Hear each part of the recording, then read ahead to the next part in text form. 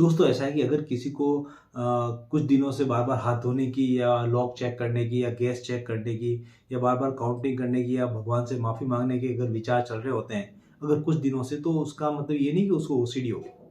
जैसे कोरोना में भी बहुत सारे लोगों ने एक्सेसिव हैंड वॉशिंग, सैनिटाइज़र का बार-बार यूज़ करना, बार-बार सफाई का बहुत ज़्यादा ध्यान रखना, लेकिन समय के साथ में जैसे ये कोविड ठीक हुआ, ये लक्षण ठीक हो गए।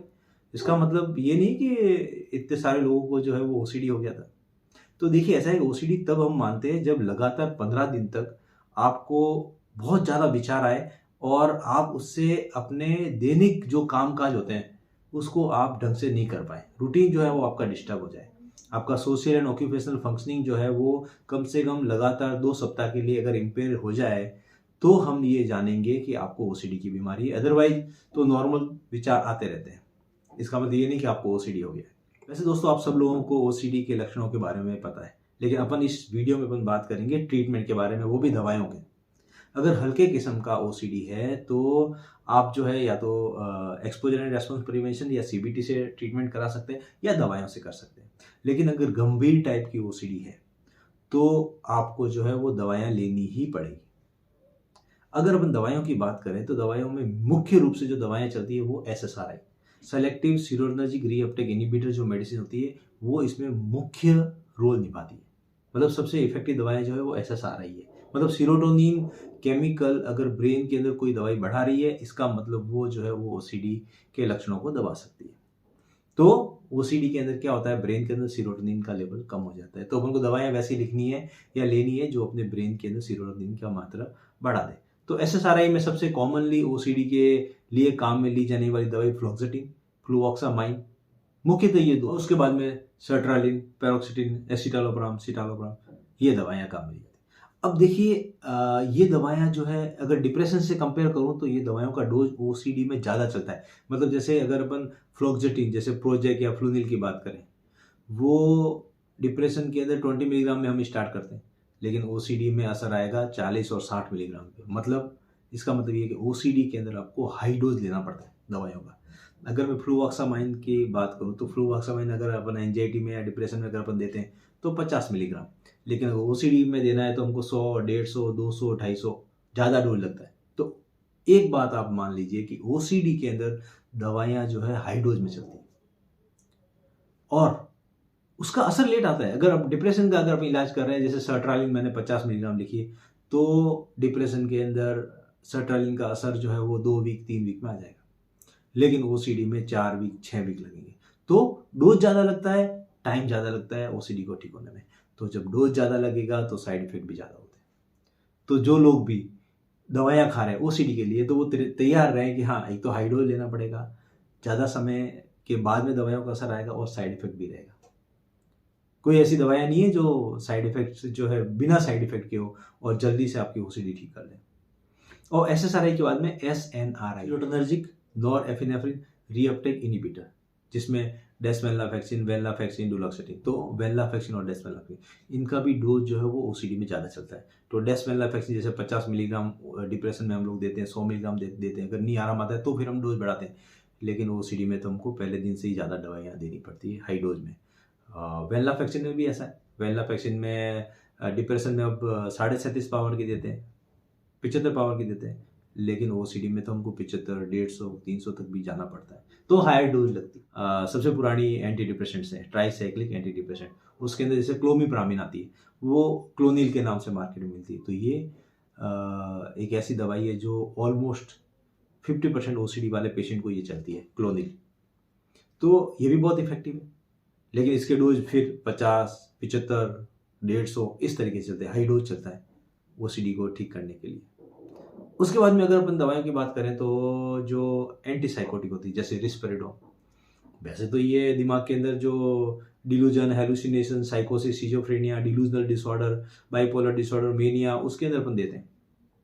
लेकिन ये ओसीडी में भी हम लोग देते हैं जब इन एसएसआरआई या एसएनआरआई से ठीक नहीं हो रहा हो या थोड़ा बहुत ठीक हो रहा हो, तो हम रिस्पेरिडोन भी साथ में लिखते हैं। उससे क्या है कि सीरोटोनिन का लेवल ब्रेन के अंदर बढ़ जाता है, कुछ और केमिकल डिस्टर्बेंसेज होते हैं तो वो ठीक हो जाते हैं, इसलिए हम लोग रिस्पेरिडोन ऐड करते हैं। रिस्पेरिडोन के साथ साथ में एरिपिप्राजोल, ये भी एक ऐसी एंटीसाइकोटिक है। ये दो ऐसी इफेक्टिव एंटीसाइकोटिक है जो हम ओसीडी में भी लिखते हैं। अब हम बात करते हैं लिथियम की, मूड स्टेबलाइजर। ऐसा है कि देखो कुछ पेशेंट्स ऐसे होते हैं, कुछ क्या ज़्यादातर मतलब लगभग 50% पेशेंट ऐसे होते हैं जिनको ओसीडी के साथ साथ में डिप्रेशन के भी लक्षण होते हैं।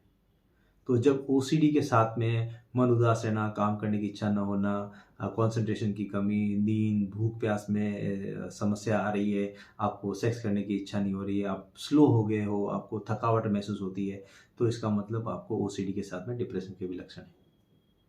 तो अगर डिप्रेशन के लक्षण हैं तो, और वो अगर गंभीर है, तो हम लिथियम भी चालू करते हैं।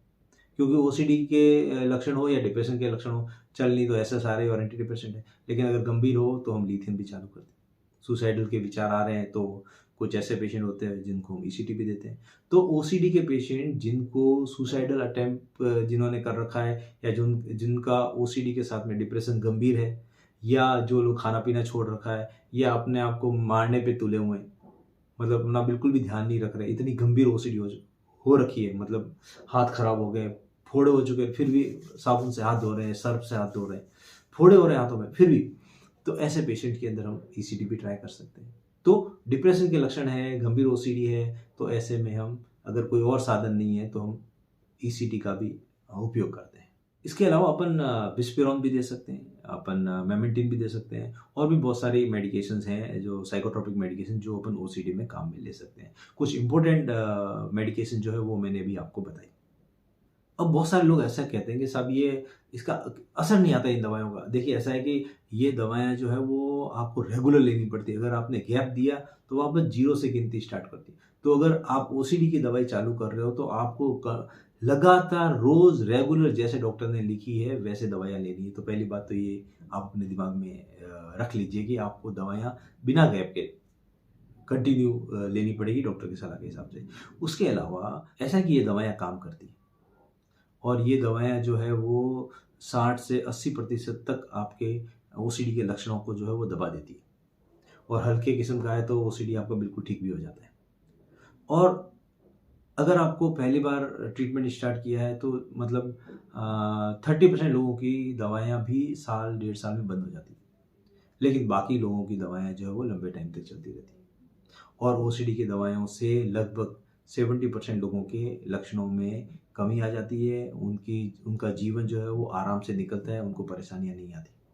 दोस्तों आपको एक इन्फॉर्मेशन देता हूँ कि मैंने ओसीडी के ऊपर कम से कम 15 से 20 वीडियो बना रखे हैं। उसमें ओसीडी क्यों होती है, क्या अलग-अलग तरह की ओसीडी के लक्षण होते हैं, ओसीडी के थेरेपीज़ क्या-क्या होती है, कैसे अपन इन विचारों को कंट्रोल कर सकते हैं, इन हर एक के ऊपर मैंने वीडियोज़ बना रखे हैं। तो आप मेरे चैनल पर विज़िट करें, आप डिस्क्रिप्शन में जाएँ, आप ओसीडी की प्लेलिस्ट खोलें, उसके अंदर सारे वीडियोज़ आपको मिल जाएँगे। तो ओसीडी से संबंधित कोई भी अगर आपको डाउट है, कोई भी सवाल है, तो आप कमेंट बॉक्स में ज़रूर लिखें। मैं आपके क्वेश्चंस का आंसर ज़रूर दूँगा।